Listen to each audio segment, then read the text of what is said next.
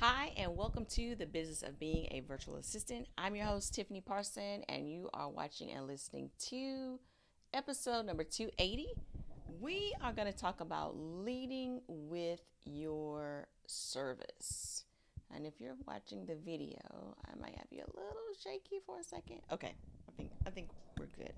For some reason, the video was looking crooked to me. But anyway, leading with your service. Leading with your service. Now, this podcast is called The Business of Being a Virtual Assistant.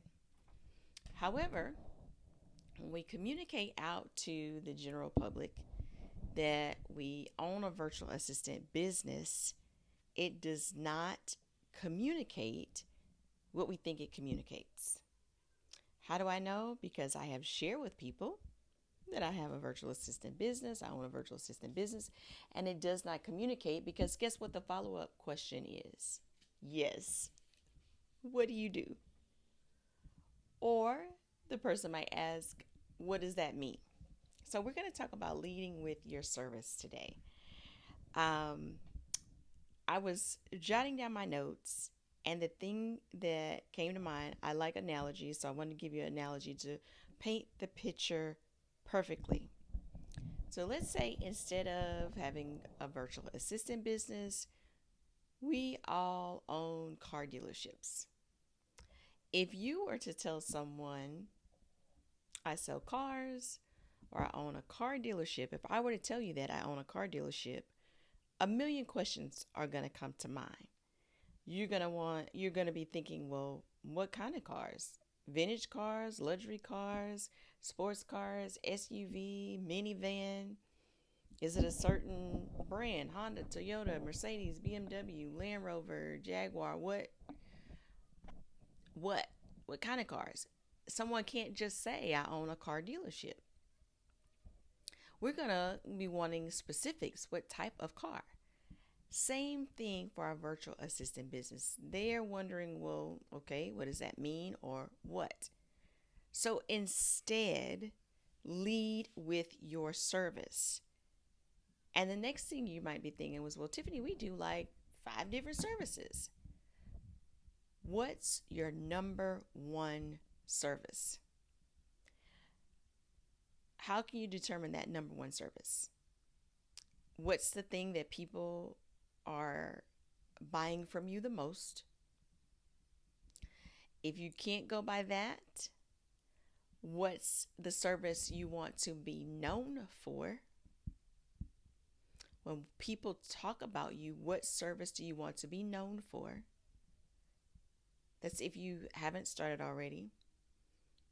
And if you started already and you look at what people are buying the most, but you know you want to be known for something else, lead with the one that you want to be known for. And then also ask yourself, why are you offering a service that you don't want to be known for? If you were being invited to a speaking engagement, which of those 5 services would you want them to note you as in your bio and for your keynote to be when you're standing up on stage? That's the one I want you to lead with instead of telling people, I have a virtual assistant business. And I know it's easy to just tell them that and keep it moving. I get it. Trust, I get it. I'm not always up for talking or discussing or whatever. However, we never know who the person knows. You might be out to lunch. You might just be chilling in a coffee shop. We have to be prepared. We never know who's on the other side of that person or who that person is. We just don't know. And you don't have a lot of time to break down what all you do. You don't know how much time you have. So go back to the elevator speech. Make it quick. Lead with your service. You want to communicate right away to the person you're talking to so they know immediately what that means.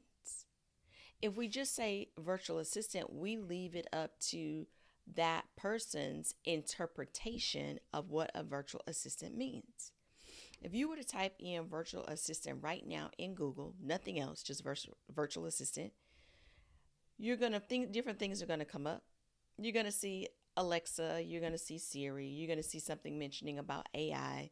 You're going to see $2 VA in the Philippines.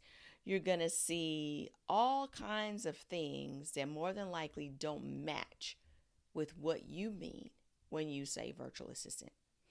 Now, it is great for keywords. It's great for us to utilize virtual assistant as a phrase because it's a keyword.